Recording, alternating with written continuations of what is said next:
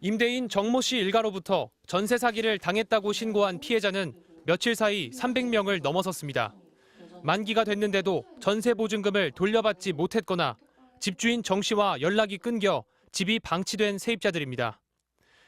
관리비를 원래는 집주인한테 바로 보냈거든요. 근데 바뀌면서 아예 관리비까지 건물 업체 회사한테 보내라고 하더라고요. 그때부터 주택 관리가 잘 안 됐고. 피해 숫자는 계속 커지고 있습니다. 수사를 진행 중인 경찰이 파악한 정 씨 부부와 아들 소유의 주택은 800여 채에 달했습니다. 이들은 18곳의 법인을 동원해 경기도 수원시를 중심으로 임대 사업을 벌였습니다.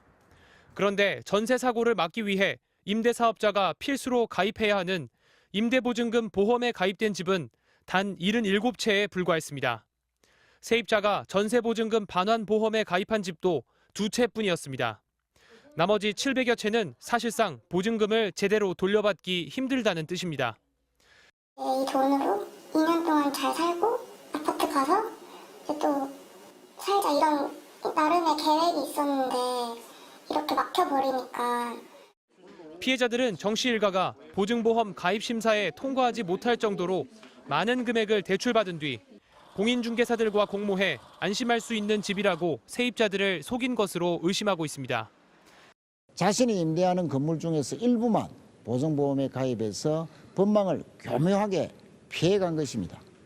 주택도시보증공사에 조사 권한을 부여해서 전세 사기 행위가 반복되지 않도록 대책을 강구해야 됩니다. 경기 남부경찰청에 신고된 피해액도 100억 원을 넘어선 가운데 경찰은 전세 사기에 개입한 것으로 의심되는 공인중개사들로 수사를 확대하고 있습니다. MBC 뉴스 신준명입니다. 지난해 7월 경기 수원시에서 보증금 2억 원짜리 빌라를 임대해 신혼을 시작한 김모 씨. 하지만 전세 보증보험엔 가입하지 못했습니다. 근저당이 12억 원이나 설정돼 있었기 때문입니다. 완전 친하다, 걱정하지 말라 이런 식으로 저희 앞에서 이렇게 막 전화해주면서 뭐 TV 이거 원하는데 해줄 수 있냐 막 이런 식으로 되게 친근하게 전화하더라고요. 1년여가 흐른 지난달 추석 연휴, 김 씨는 미심쩍은 생각이 들었습니다. 같은 임대인과 계약이 끝난 이웃 세입자들이 하나둘 집주인과 연락이 안 된다는 겁니다.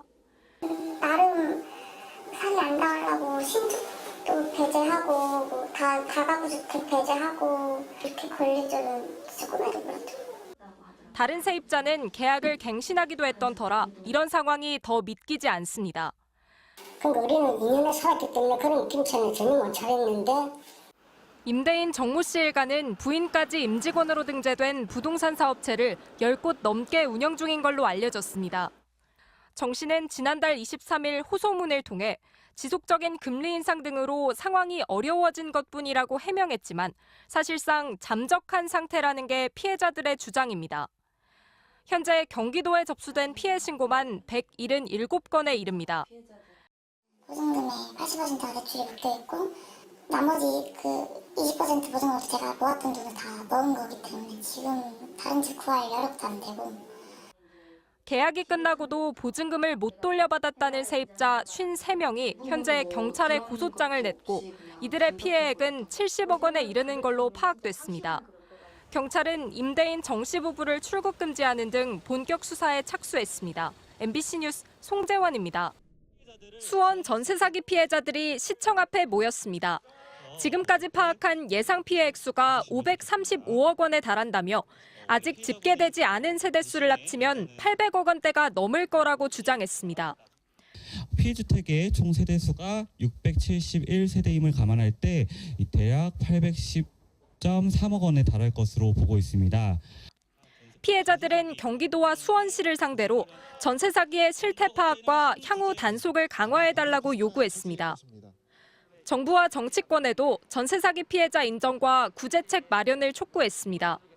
50여 채의 건물을 소유한 임대인 정모 씨 부부와 아들. 이미 3채의 경매가 예정됐고 2채는 압류에 들어가는 등 작년 말부터 보증금을 돌려주기 힘든 상황이었다고 피해자들은 입을 모읍니다.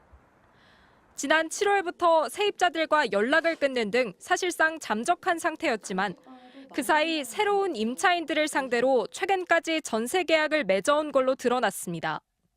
많이 놀랬죠. 많이 놀라고 분명히 얼마 전까지 직접 보고 계약서까지 같이 썼던 사람인데 임대인 정 씨 일가가 처벌되려면 사기의 고의성이 입증돼야 합니다. 피해 신고 초기 정 씨는 고금리 탓에 어쩔 수 없었다는 입장이었지만 그 뒤 새로운 계약을 체결해온 걸로 확인돼 고의성 인정 가능성이 높아졌습니다. 7월 달에 이미 채무 초과 상태로 보이는 상황에서 임대차 보증금을 수령한 것은 아무래도 김황의 고의가 인정될 가능성이 높을 것으로. 오늘 낮 기준 경찰에 접수된 고소장은 115건으로 늘었습니다. 앞서 정 씨 일가족을 출국 금지한 경찰은 공인중개사 등을 포함해 8명을 입건해 조사 중입니다. 검찰도 검사 4명을 투입한 전담수사팀을 구성해 수사 과정 전반을 경찰과 긴밀히 협력하고 있다고 밝혔습니다. MBC 뉴스 송재원입니다.